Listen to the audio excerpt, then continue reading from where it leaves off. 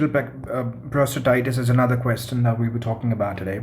So usually a male patient in a young age, like 30s to 40s, walks into your clinic and talks to you about, the buzzword is painful ejaculation. So when you hear about painful ejaculations, one of the differentials that should come into your head is chronic bacterial prostatitis. And the idea here is that you have inflammation of the prostate on a chronic basis, and that is what chronic bacterial prostatitis is. And there is a significant association of people who are diabetics, young patients who are diabetics or who smoke. So this is the association you need to bear in mind. Diabetics or the patients who smoke are at increased risk of chronic bacterial prostatitis. So anybody who's in the age group of 30s to 40s who is diabetic and who smokes is going to have this condition. Now, usually it's the coliform bacteria which gain access to the prostate that are responsible for this. So the coliform is, example, the E. coli. Coliforms are the ones who remain in your gut. So they migrate from your gut to your prostate, and that causes chronic bacterial prostatitis. The manifestations are often very subtle, and the symptoms patient may have recurrent. So one of the symptoms can be recurrent UTIs, and that should transiently improve with a short course of antibiotics. So when you give antibiotics, they improve. That should be the first giveaway. The second giveaway is there is pain with ejaculation, as I said. So pain with ejaculation is another giveaway you can have in the symptom. And the third one is going to be prostatic swelling. So there is prostatic swelling because it is inflammation of the prostate. So you have prostatic swelling and tenderness. Bear in mind, however, that this can be absent and rarely, or most notably, you may have a completely normal examination of the prostate. Completely normal examination of the prostate. So you may not find anything on the prostatic examination. The diagnosis is usually made clinically. So you see the patient and you diagnose him clinically.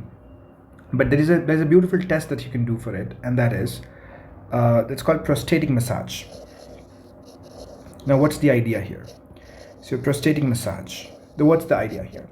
The idea is that you take you check out in the prostatic fluid, you check out the count of bacteria before doing the massage, and then you look at the bacteria after doing the massage. If there is a significant difference, that is, prostatic fluid bacteria is far more after the massage, that is a telltale for the diagnosis of telltale symptom for the diagnosis of chronic bacterial prostatitis, because of the massage. When you did the prostatic massage, a lot of bacteria got extracted from the prostate, and they came into the prostatic fluid. What is the treatment so you can look here. This person is trying to do prostatic examination.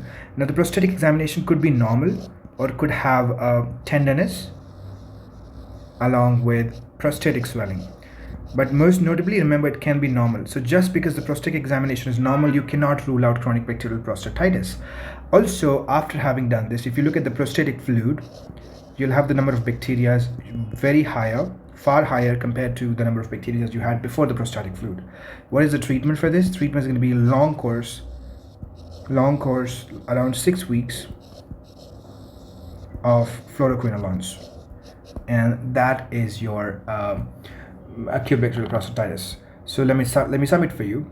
I'm very sorry, chronic bacterial prostatitis. So let me sum it up for you. The first thing is, what are the risk factors? The first is you have to be a young middle-aged man who is having diabetes, smoking, or any sort of urinary tract procedure done. So you might just want to add one more thing to it, which is any urinary tract procedure. So any sort of urinary tract procedure done in the past is a risk factor. What are the pathogens? They're usually the coliforms. E. coli accounts for most of the infections. So the presentation again can be these three. You can have recurrent UTIs with the same organism, prostatic swelling, maybe there, tenderness maybe there, but it's more often than not, it is going to be a normal prostatic examination.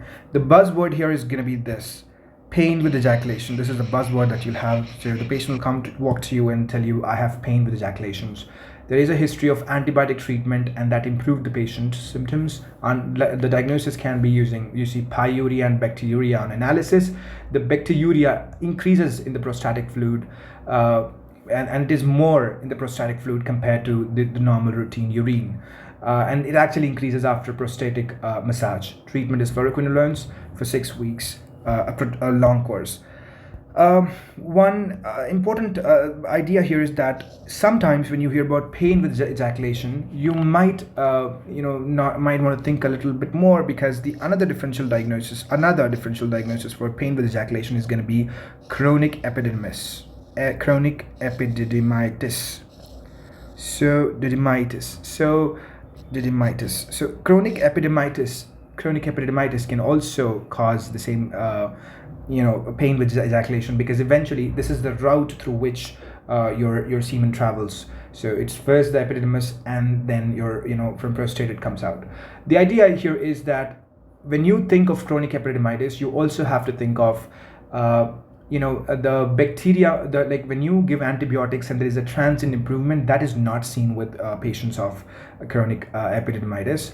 And also you'll have tenderness, focal tenderness in the posterior aspects of the testes, because that is where you have epididymis. So to differentiate this, you have to have posterior tenderness on the testis, and second, you need to have there's no transient improvement on antibiotic therapy, and that does away with your this topic.